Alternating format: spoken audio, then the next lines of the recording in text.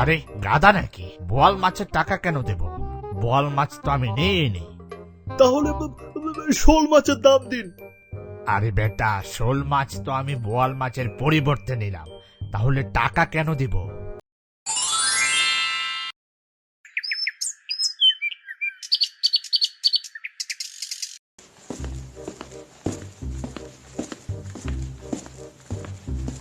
ও দাদা, আরে আপনার আমগুলো দেখতে তো বেশ সুন্দর।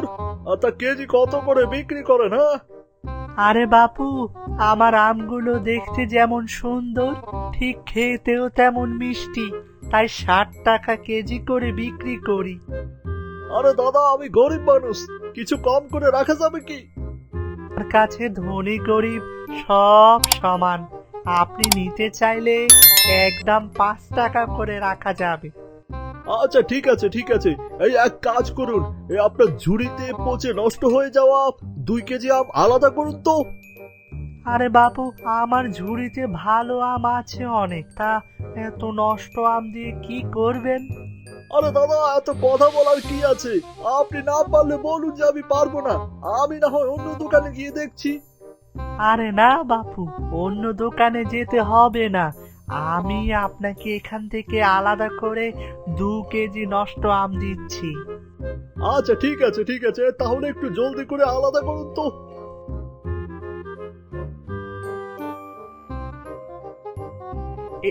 এ নিন বাপু, আপনার 2 কেজি পচা আম আমি আলাদা করে ফেললাম। আচ্ছা ঠিক আছে দাদা, এবার তাহলে এই পচা আমগুলোকে এক সাইডে রাখুন আর ঝুড়ি থেকে 2 কেজি আম দিন। আরে এ কি, আপনি তো পচা আম নেওয়ার কথা বললেন, এখন আবার যে ভালো আম দিতে বলছেন? সে কি দাদা, আরে আমি তো নেওয়ার কথা বলিনি, আমি বলেছিলাম শুধু আলাদা করতে। আর এখন জলদি দিন তো, হাতে সময় একদমই কম।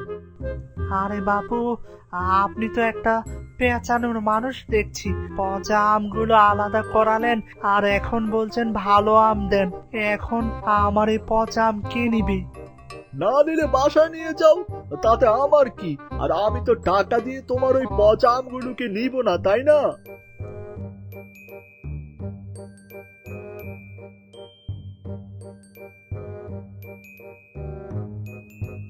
আমাকে ঠকিয়ে গেলি তো বেটা, কাউকে ঠকিয়ে কেউ ভালো থাকতে পারে না, দেখিস একদিন তুইও ঠকে যাবি। আমি বুঝতে পারছি না, আমার কপাল খারাপ নাকি এসব কিছু আমার কপালের লিখন। এমনিতেই শুধু সবাই আমাকে ঠকায়, তারপর আবার গাছের আমগুলো গাছ থেকে পারতে না পারতেই পচন ধরে যায়। এভাবে সংসার চালানোটাই মরণ হয়েছে। কি যে করি, অভাবে সংসার, নুন আনতে পান্তা পুরায়, এভাবে আর বাঁচতে ইচ্ছে করে না। বাবা, আমাকে কিছু সাহায্য করো, আল্লাহ তোমার মঙ্গল করবেন। চাচা, আপনাকে যে কি বলবো বুঝাতে পারছি না, আসলে আমি নিজেই ঠিক মতো চলতে পারি না, অভাবের সংসার আমার। আচ্ছা, তারপরও আপনি যখন চেয়েছেন তাহলে এই নিন। শুক্রিয়া বাবা, আল্লাহ তোমার মঙ্গল করুক। তুমি অনেক ভালো মনের মানুষ, নিজের অভাব থাকা সত্ত্বেও আমাকে সাহায্য করেছ। আল্লাহ একদিন তোমাকে অনেক টাকার মালিক বানিয়ে দিবে ইনশাআল্লাহ। ঠিক আছে চাচা, আমার জন্য দোয়া করবেন।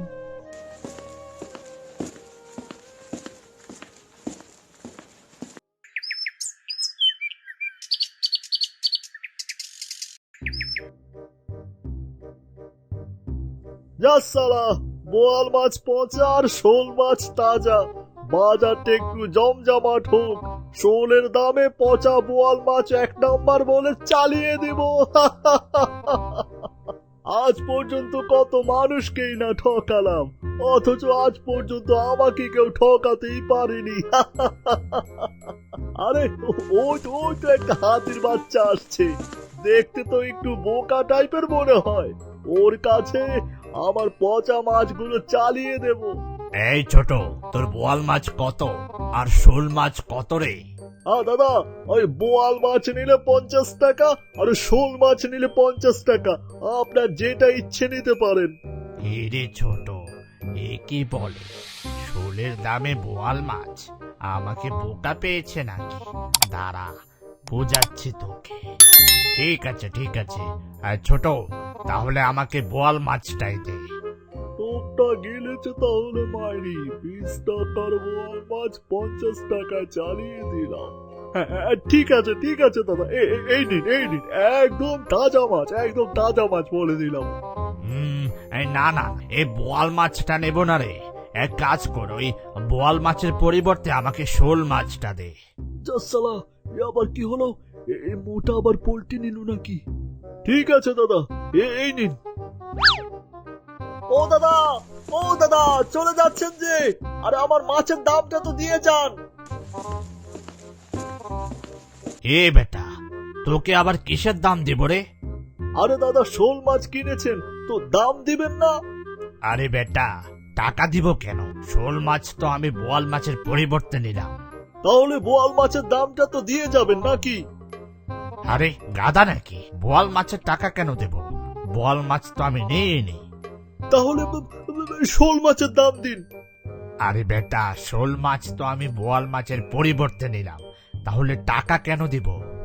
তাহলে ওই বোয়াল মাছের দামটা তো দিবেন নাকি? আরে ছোট, হিসাব বুঝিস না নাকি? বোয়াল মাছ তো আমি নিইনি, টাকা দিব কেন? জাসালা, এ কি বলে গেল মোটু? আমার মাথা তো কিছুই ধরছে না। এমন হিসাবের পেছে তো আগে কখনোই পড়িনি। আরে আমার তো মাথা ঘুরাচ্ছে। আরে আমি তো ঠকে গেলাম।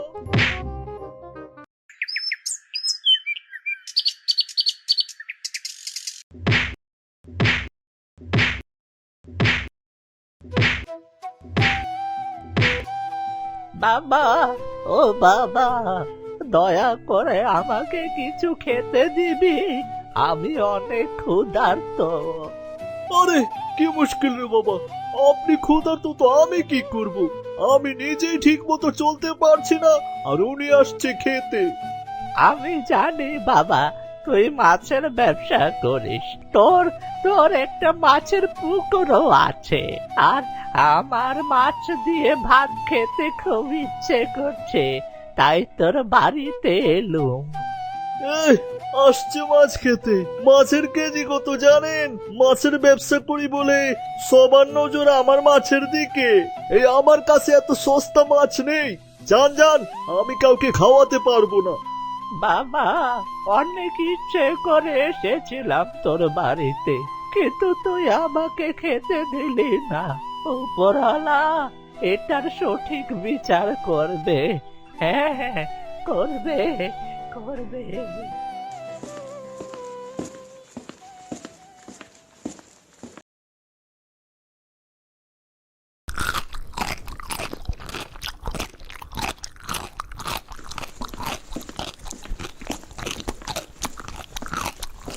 বাবা, ও বাবা, বাবা গো, আমি খুব ক্ষুধার্ত, আমার খুব ইচ্ছে করছে মাছ দিয়ে ভাত খেতে। কতদিন ধরে মাছ দিয়ে ভাত খাই না। আরে আসুন চাচা, আরে কেন খেতে দিব না? গিন্নি, ও গিন্নি, কই তুমি? ওই চাচার জন্য একটু খাবার নিয়ে এসো। আল্লাহ তোর সহায় হোক বাবা। কিন্তু চাচা, মাছ কেনার মতো তো টাকা আমাদের কাছে নেই। আমরা নিজেরাই যে কতদিন ধরে মাছ খাই না, তার কোনো হিসাব নেই। ঠিক আছে বাবা, তোরা যা যে খাচ্ছিস আমাকে সেটা দিলেই হবে। ঠিক আছে চাচা, এই নিন, খান।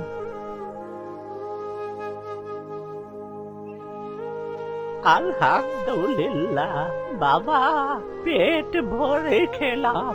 মাছ দিয়ে না খেলেও যা খেয়েছি অমৃত মনে হচ্ছে, আর তোদের উদারতা আমাকে মুগ্ধ করেছে। সে আর কি এমন খাওয়ালাম, আল্লাহ চাইলে একদিন মাছ কিনে আপনাকে দাওয়াত করব চাচা। আমাদের জন্য দোয়া করবেন চাচা। হ্যাঁ, দোয়া তো করবই। তারপর আমি তোদেরকে একটা উপহার দিতে চাই।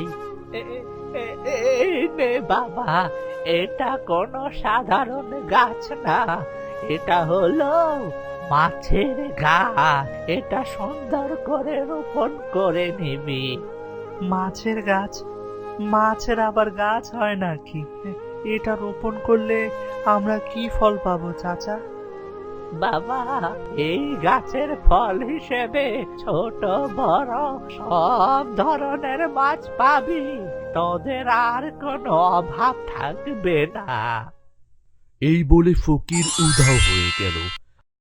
আর রাশেদ গাছ লাগানোর পরে গাছে অনেক রকম ছোট বড় মাছ ধরতে লাগলো। হায় হায় সর্বনাশ! আরে আমার তো সব মরে গেল, আমার সব মাছ মরে গেল, আমার সব শেষ হয়ে গেল। আরে আরে আমি তো নিঃস্ব হয়ে গেলাম। মনে হচ্ছে ওই ফকিরের অভিশাপে আজ আমার এই পরিণতি।